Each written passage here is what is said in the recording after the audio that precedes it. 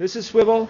This is a robot that records everything that I'm doing and follows me around the classroom, and then automatically stores that data in the cloud, and then gives me a file that I can then download and edit, or create a link for it and allow other people to view it.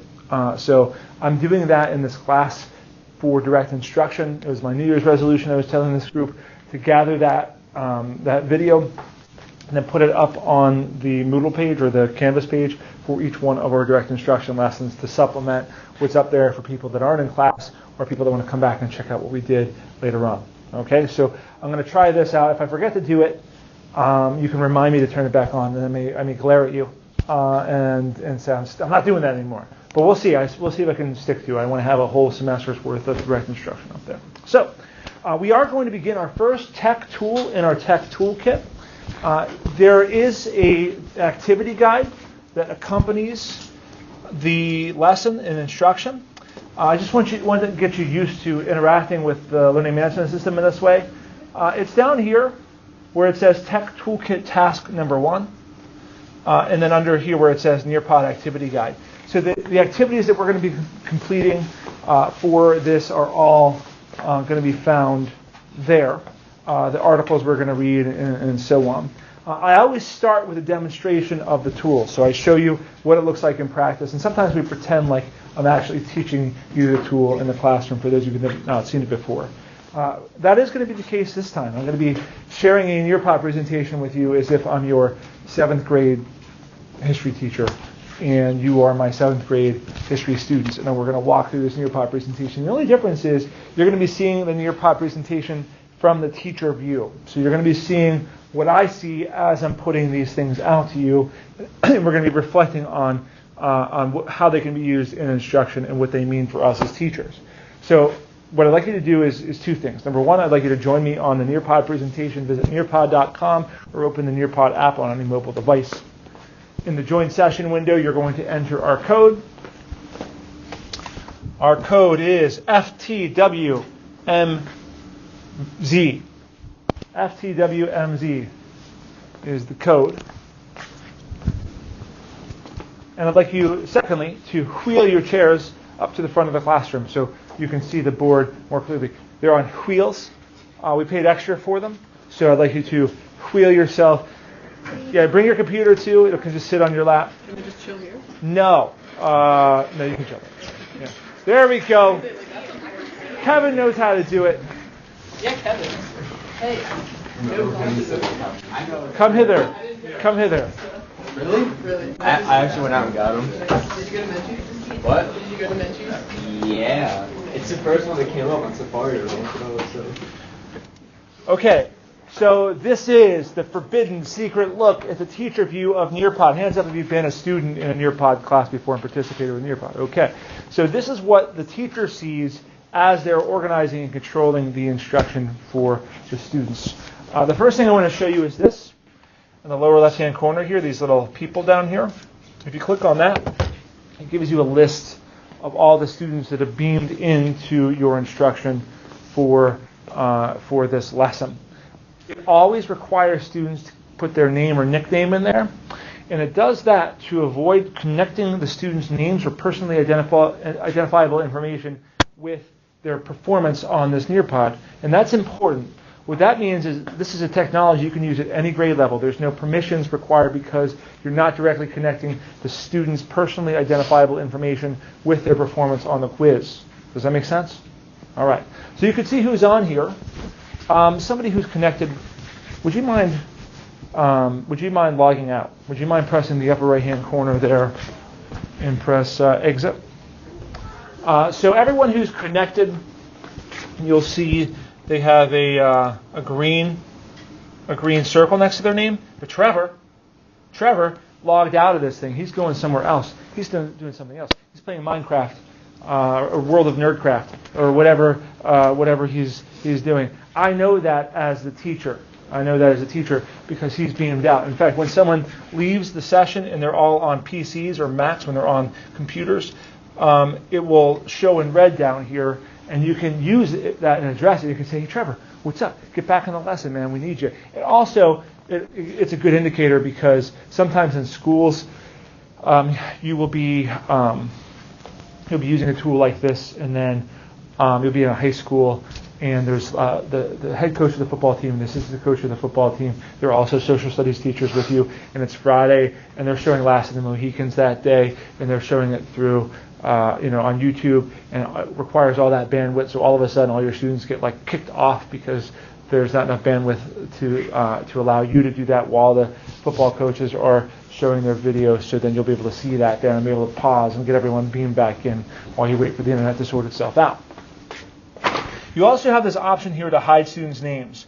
So you can potentially show your screen this way to your students and use this as a presentation device so that people can look at their screens, and at the front of the classroom, you do that by shutting off student names. The reason you want to shut off student names is students are going to enter answers to questions and take quizzes and draw pictures and stuff. And you may not necessarily want that information linked to individual students because it may be embarrassing for those students. Also, there's certain students in your class that, how do I put this? They want your attention, and they want everyone else's attention in the classroom. So instead of drawing like a picture of what they think of when they think of Europe, they'll just draw a swastika, for example, just to get interest in whatever it is that they're doing for a laugh, or draw something inappropriate. If you disassociate the name with the picture, it makes it a little less likely that they're going to do that. So I'm going to show students names for now. The way you advance through your presentation is here at the bottom of the screen. Now, this is true whether you're presenting from an iPad, from a phone, or from a lectern computer. You click on this little button here at the bottom, and it'll pop up with all your slides. This allows you to move through and see all the different slides that you have moving forward in your presentation. So sometimes you plan instruction and you plan it on like a Tuesday night, and then you teach on a Friday morning, and you forget a little bit of what you had intended to teach. This gives you a way to kind of keep ahead and move forward. In order to show a slide, in order to control people's screens and what they're looking at, you can take the slide and you can really use your finger on an iPad, or you can drag it out with a mouse. See how well that works. Why is that not working? Oh, it's already there. Okay. So you can drag it out with a mouse, and it will automatically advance everyone's screens to the slide that you are sharing right now. Tell me in sign language you're with me. That's how you control the presentation. You can also move it forward in a linear way. So these little arrows right here, you can just click on an arrow. It'll advance it to the next slide, or take it back a slide if you want to. The way I recommend actually sharing the presentation with a group is by adding another tab and sharing it as a guest. So logging in as if you're logging in as a student, entering the code so that it looks the same as a student's view. And I really recommend sharing the presentation from a mobile device where possible. Sharing it from a mobile device means that you can move out and among your students and be with them. Your proximity matters. It is, like I said, everything about the classroom is inherently awkward. But being next to the teacher makes students pay attention a little bit more. So new teachers like yourselves like the podium up here. You like it because it's like, it's safer, and you feel like this is how, like if you could enact, you could be the person you want to be, you'd hide behind the lectern literally. And so some people do that, and they like being glued to the lectern, and you're boring that way. You want to be out and among the people. So you want to get an iPad or even your phone. A lot of our students present their presentations directly from their phone. Then they just log into the screen as if they're a student, and then they advance the slides that way. Tell me in sign language if you're with me. Right on. All right.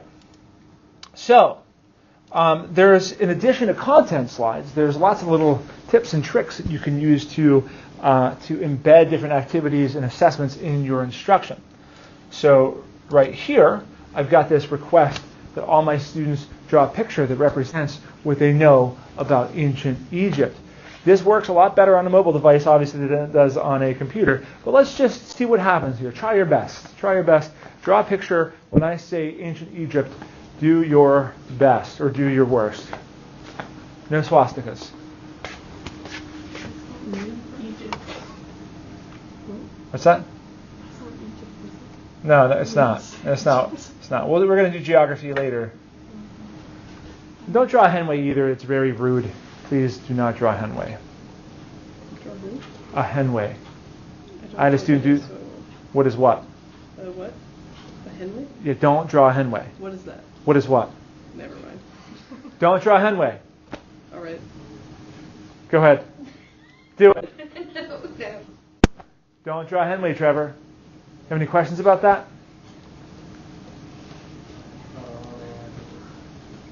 Have any questions? Just go ahead and ask it. Just do me the favor. Because like I know I'm being set up. Yeah, of course you are, but it's But, not. like, I don't get it. It won't. A teacher at your college is not going to be like personally insulting to you. I'm not going to. Are you telling? So what's a Henway? Yeah, about 2 or 3 pounds. Oh. Okay. Well, that wasn't funny. That's all. That's all. That's all. Yeah. So, check this out. As students are submitting their drawings of ancient Abbey, holy smokes, that's really good. I can see that the students are engaged in the work. I can see that the students are completing their task. I can see that Abby is a gosh darn rock star. Totally gets it. Totally gets it. And I can see that Lindsay drew a Dorito.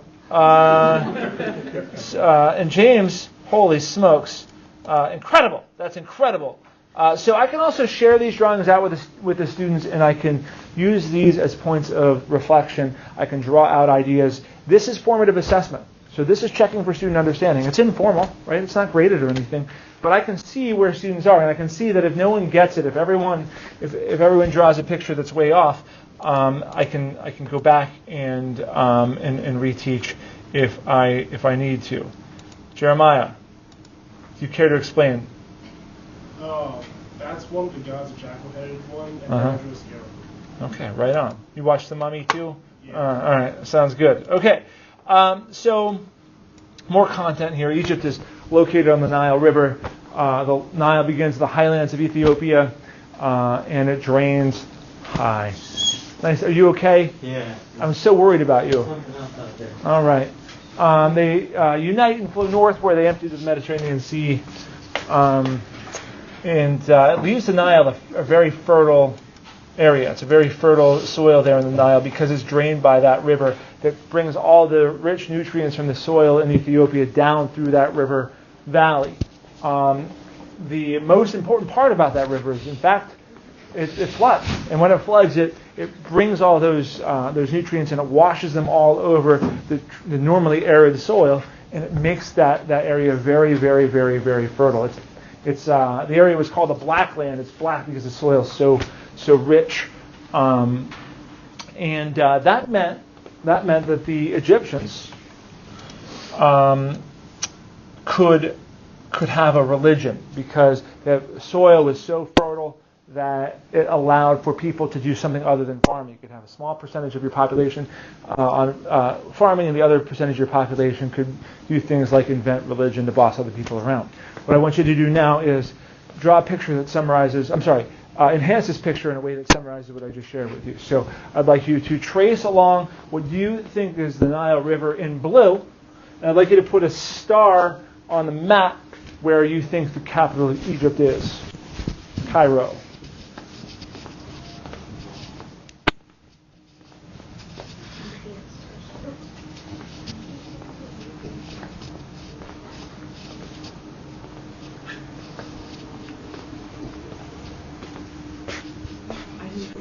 Jordan?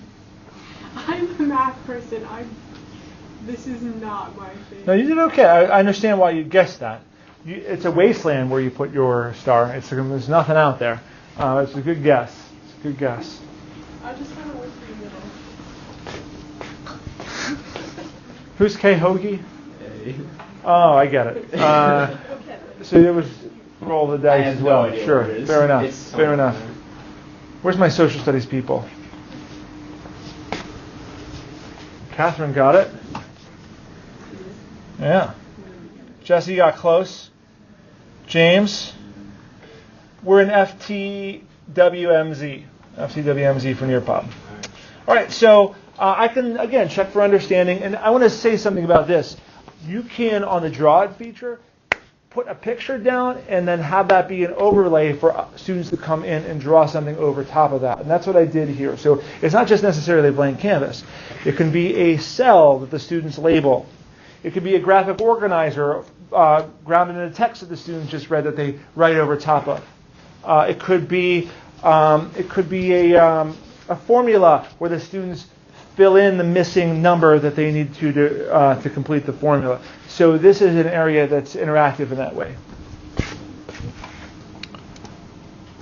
All right, so they invented these deities, these gods, and in addition to that, they also invented hieroglyphics or language that allowed them to share information with each other and spread that religion. Hieroglyphics is a pictorial oriented language, so the letters are actually pictures. There is a really important artifact called the Rosetta Stone. It has hieroglyphics and it has Greek on the same tablet, which meant that for the very first time in the early 1800s, when the stone was discovered as part of Napoleon Bonaparte's expedition to Egypt, they could decipher what hieroglyphics actually mean and read the language, which is pretty cool. So it also has it in Demotic language as well, which I don't know what that is. So I'm going to beam you out to a website to practice a little bit of hieroglyphics here. So you can go ahead and join us on that website, and you're going to be able to type in your own name in hieroglyphics. So that's another Nearpod feature. You can beam students to external websites. You can get them to those websites directly in the presentation that you're sharing. Have you ever had a teacher write a web address on the board and have everybody in class try to write that web address down? That's problematic, because that happened here at the college, I hope not. We should use the learning management system for that. But the nice thing about Nearpod is you just grab that link, you can beam them directly out to that website. You don't have that problem where no one can type in the right address. The other advantage is that this is actually happening within the structure of Nearpod, so you can control how long the students spend at this website, and you can identify whether or not the students are engaged in the website using this little people feature down here. So as long as I know everyone's in the green, they're engaged, they're interacting with that website, they're plugged in, they're queued in, and you're in good shape. But if I see a bunch of people turning off into the red, you know they've moved off your website. You don't have that advantage when you write the link down on the board, or even if you just type the link in your learning management system and have them click on it from Moodle or Edmodo or Schoology or Google Classroom. Did you write your name? How's it look? Glad to hear it. Glad to hear it. All right. So we also have this other feature. You've seen it. We used it in our very first direct instruction. It's called the Collaborate board. When you use a Collaborate board as the teacher, you have the choice to either approve student comments before they're posted, or just a free-for-all and let everyone post at will. There are some cases where you definitely want to control that the Collaborate board items before they go up there. So if you're dealing with a sensitive subject, or you're teaching 8th graders after lunch, you want to dial that in. But if it's a senior English class or something, you can let them go. I'll let you guys go because I trust most of you. So I'm going to press no, I don't want to approve student comments. I'm also going to apply this for the rest of the session. You want to do that if you have a bunch of Collaborate boards and you don't want to answer this question every single time. It just automatically answers it for you. No. Why was writing so significant to the Egyptians? Now, real quick, you can type in your thoughts there, and you can also click a picture that accompanies it. You can search the picture, and it has a school filter that prevents, for the most part, negative images from popping up. And they can just search, and they'll get a picture that they can beam in with their post. Press post, and it will show up for them. So go ahead and make a post type of response. The code is FTW. FTW. Yeah. WMZ.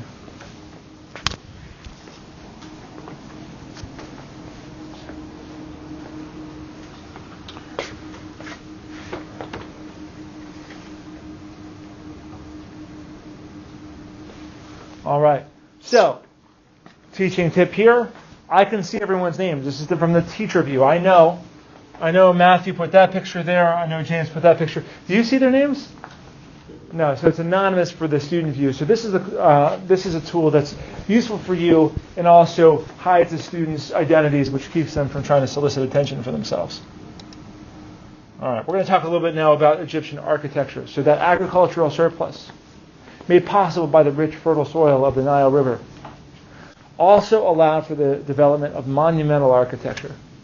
So we go from cultures whose most sophisticated architecture was one-story buildings about the size of this room, to a culture sophisticated enough to build structures that stand to this day, massive, monumental structures like the pyramids and like the Sphinx. They were designed to be the tombs for the pharaoh.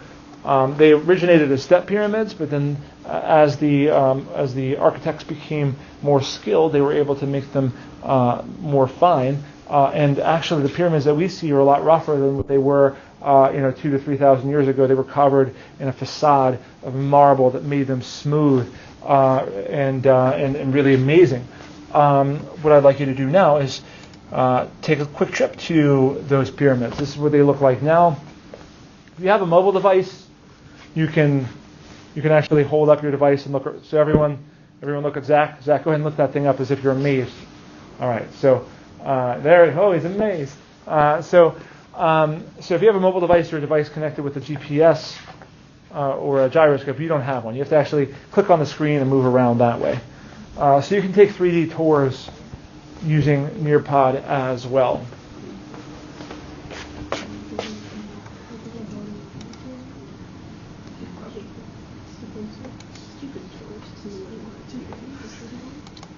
All right, so we've just invested in this instruction of Egypt. This is where the rubber meets the road. I'm going to hide the students' names because this is going to be embarrassing. There's a little quiz for you that's going to show me how well you understood the content I shared with you.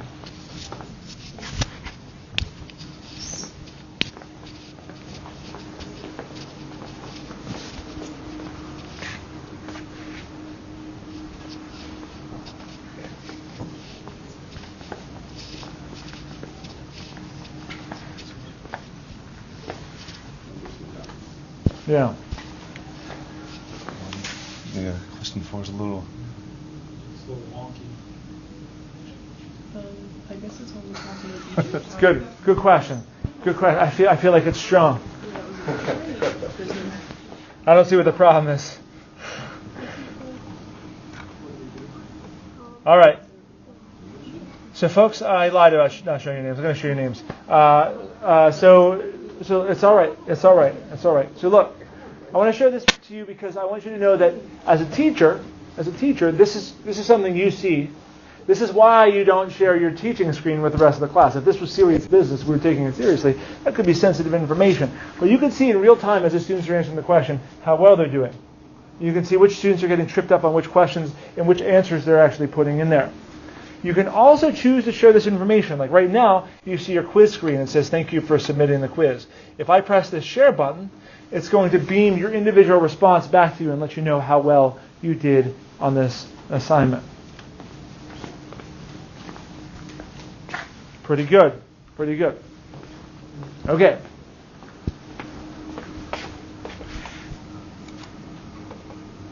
I'm going to leave this presentation. I'd like you to wheel even closer. I want you to really get close so you can see what I'm doing up here, because I'm going to show you some of the features here. All right, so listen. That's first period world cultures in 7th grade there for you. We just finished that bad boy up, and I'm working with Nearpod now. I'm going to show you a couple of things that remain. First of all, I want to show you this. When I go back to this presentation, when I press live lesson, I've got two options. I can launch a new live session that's going to get me a new code that I can use for my second period class who's walking in the door next. But let's say it's an abbreviated period. Let's say there's a snow day or something wild like that happens, and you have this 2-hour delay and everything's wedged in there. So you only got 30 minutes worth of your lesson in. You're going to pick up with a lesson on the next day.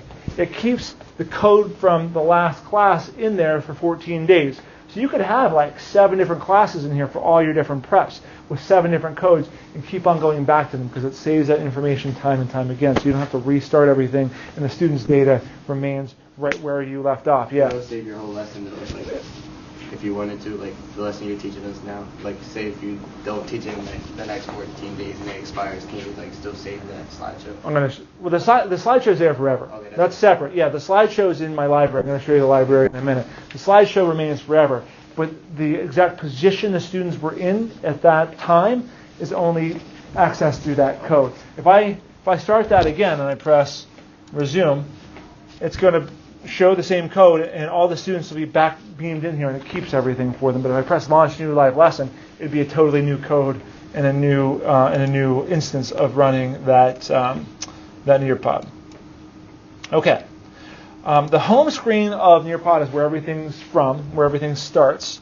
The library is your collection of Nearpod presentations. You can organize them into folders. So you can have a folder if you have different preps. If you're teaching high school and you've got an Algebra 1, you've got a geometry, and you've got your AP Calc class, you can have 3 different folders for all your Nearpod presentations in those folders. It's where you can do more with those presentations and share them different ways. The live lesson, if I highlight over it and I press live lesson, that's what I just shared with you to engage this direct instruction lesson. If I press student paste, it's going to give me a different code. It's going to give me a different code. And this is a code that's active for 29 days. This is a code that can be activated any time by students. Where instead of me controlling their progress through the slides, they control their progress through the slides. This is what you put up on your learning management system if you want your Nearpod presentation to be a homework assignment. Or if you're grading class participation and somebody missed the presentation because it was too cold outside. Or the shuttles weren't running on time. What is it?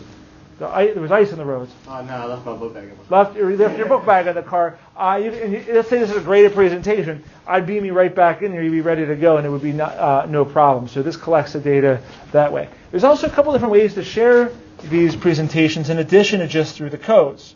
So I press these 3 dots. I can share a couple different ways. The easiest way to do it is by pressing share, grabbing the link, pasting the link wherever you want it to go. So if you want this presentation to be accessed elsewhere, if you want to put it on your newsletter that you send out to your parents because you're helping them figure out what Common Core algebra is all about, and you want to email them that presentation, you can do it that way. You can also, there's a direct connection to Remind 101.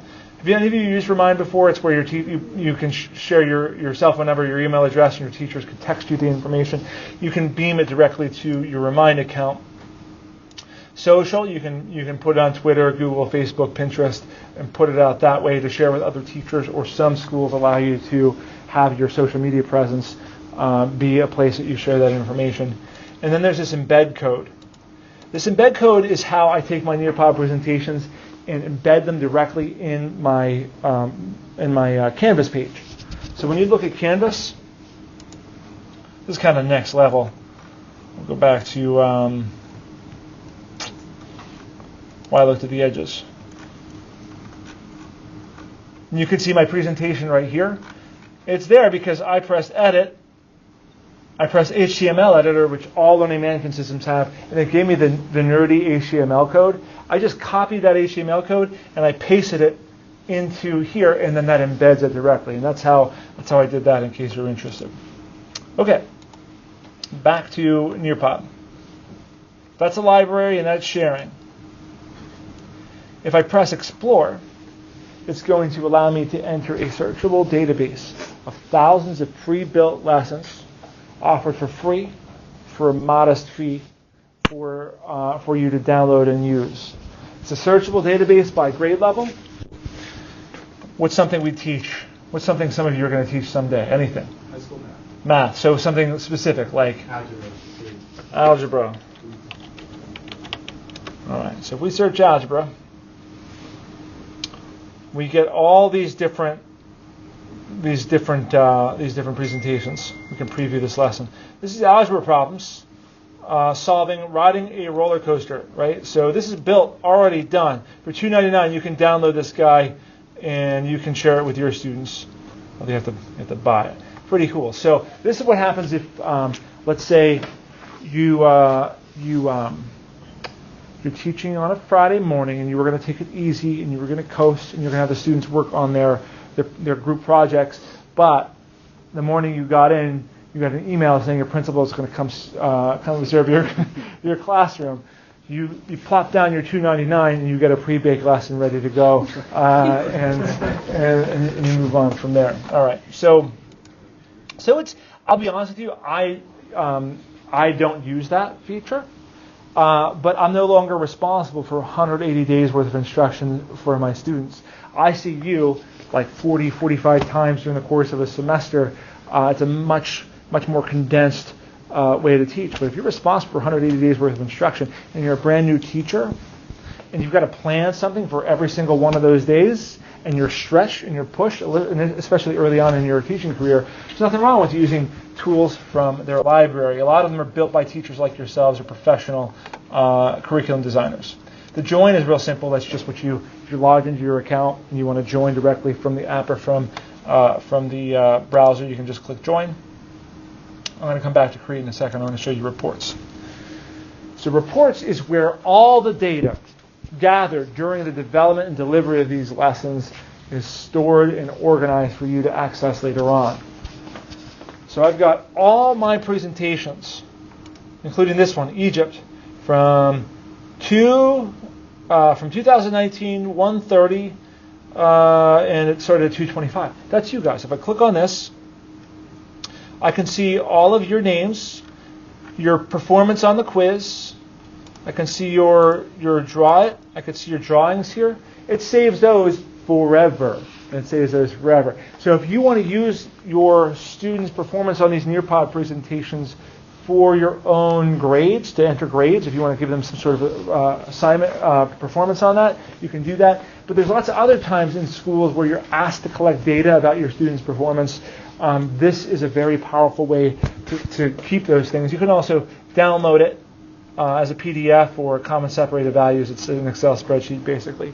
Let's say you're keeping a portfolio for your students because you're asked to by your school principal because they're preparing you for the 339, which is college and career readiness. Every student in the state of Pennsylvania is now required to create a portfolio that demonstrates the degree to which their school prepared them for college and career readiness. And you're asked to put materials in there that demonstrate what you've done to help build that. You can download their performance on these on these Nearpod presentations and bring them in as well. Or let's say you're sharing this with a special education teacher, and you're co-teaching a class with them, or they're in a resource room where the special education teacher wants access to that information so that he can work with them on something that they needed help with. You can share that with them as long as they have a Nearpod account. Let's look at first day of Ed Tech. Which one? This would be you guys. So it keeps your performance here. I don't know if we had any. We had collaborate boards. So I can see your class board. And I can see all the information that you guys shared on that first day of class last week. Tell me something that you're with me. Okay. So we're going to go back to the library here. I want to show you one more quick thing. So within your library here, if you press share, in addition to sharing with a link, I want to make sure I get this to you. If you're sharing with another teacher, like let's say you create a Nearpod presentation with a 4 teachers class for field experience, and they love it. They think it's the best thing ever, and they want access to it. You can type in that teacher's email address there, and it will give them a editable copy of your Nearpod presentation. It'll give them something that they can download and use and will stay in their library forever and ever and ever. And they can make changes to it, and it doesn't affect yours. It's not like Google Docs or anything like that. They get a copy and you get a copy, and they become separate instances forever and ever and ever. Questions so far? Yes? So when you send that teacher a copy for email, like whatever changes they make to it? Right. They can delete it, and it's fine. They can take all the slides out and replace them with new slides. It's fine. You keep your copy, they keep their copy. Sign language with me? Lean and share with your neighbor. Come up with one more question about Nearpod. Lean and share with your neighbor. And actually, go back to your chairs. Go back to your desks and lean and share with your neighbor.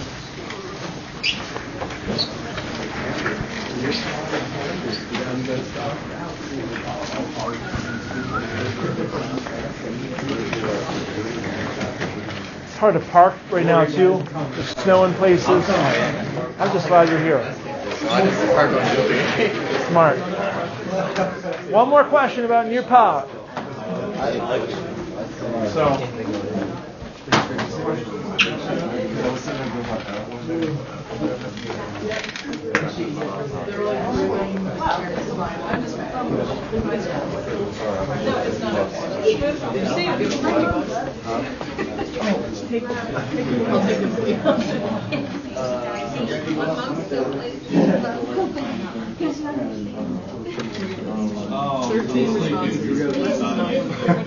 Waiting for 2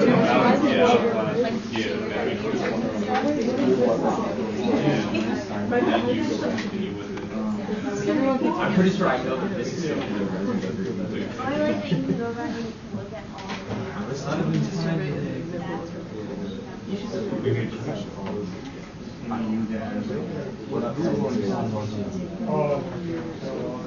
Sure. It's like, when you think about it, you said like you could like it's not something that you go do like you wanted to do like all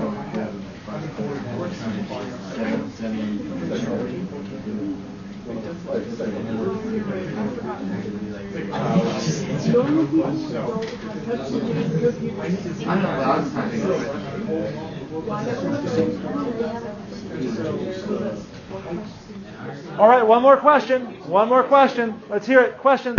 Questions? Yes. Can you use it as like a testing tool? Yes. This can be your chapter test.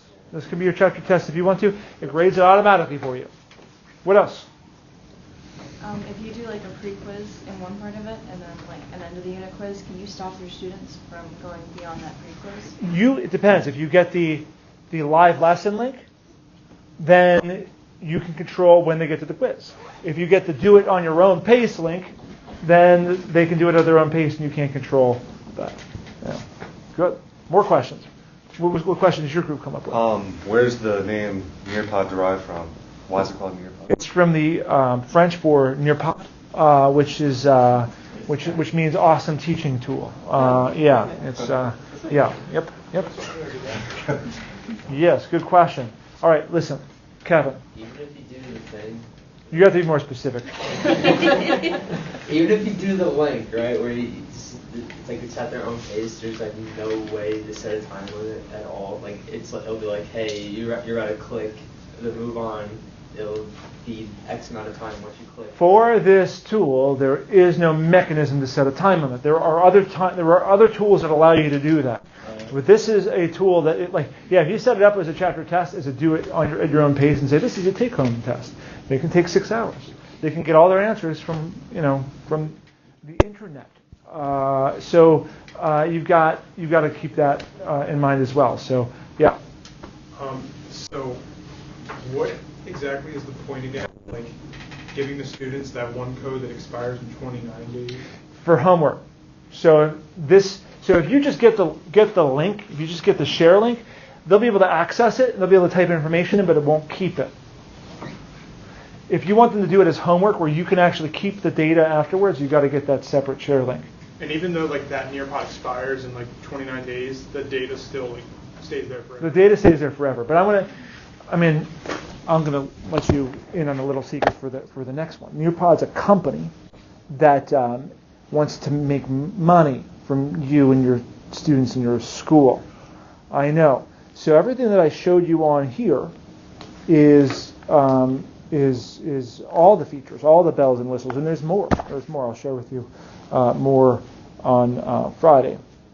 But one of the things that's hidden behind the paywall is that live lesson versus do-it-your-own pace lesson. Live lesson is free. Do-it-your-own pace is behind the paywall. Now you can still get that share link. In fact, that's what you'll turn in when you make your Nearpod presentation for me for your first technology toolkit. But in order to collect that data and save it, you have to be behind the paywall. Now here's another little secret. They want to get you hooked. They took their business plan from meth dealers because the first time you use it, it's free. The first time you use it, it's free, and you'll find like You'll actually be able to email them, or they have a chat bot that you can ask for a free account. You can say, I'm a student at college. I want to use it for free. And they'll say, of course, you can have your first month free. And you'll make all these Nearpod presentations and use all the cool features and fall in love with it. And then your subscription will expire and you'll have to go back and ask for more. And they'll say, no, now you have to pay. Yeah, you can make another Google account. I've seen The Wire. I know. Yeah. Just like flat out pay, and that's it. It's a subscription. It's $9.99 a month. But we'll talk more about this. Whoa. So listen. I started. I've been teaching this class for 6 years. Everything was free 100% 6 years ago. These companies were brand new and they wanted to get their products out there and they wanted people to be familiar with them. Every year since then, more and more of these companies have hidden more and more of their product behind a paywall. And it's important that they be able to do that. They're not charitable organizations. These products exist because these companies need to make money off of them.